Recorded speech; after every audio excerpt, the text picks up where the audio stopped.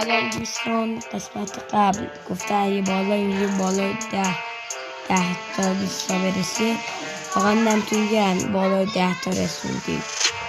بهتون گفتم اگه بالای 10 11 تا برسه میرم واقعا عزیزی میکنم پیش وقت هم تو فایفشو هم الکسشو واسهتون میارم. اول تو فایفشو میلیتس ببین بعد الکس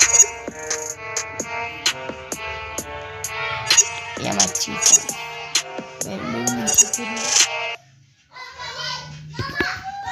لایک و کامنت و ساب یادتون نره دیگه.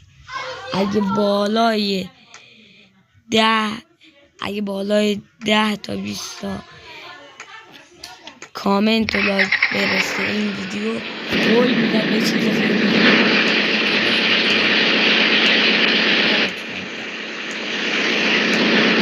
خب بچه ها بریم برای تست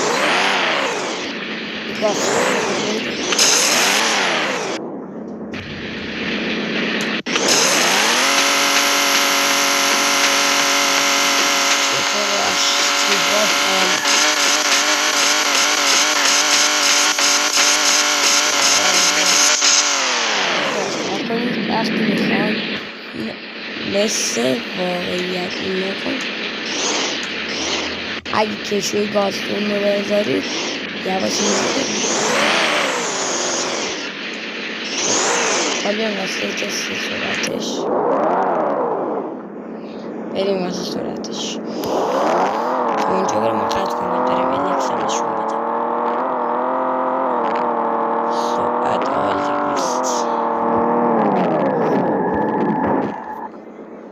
آواز رفتن با الکس.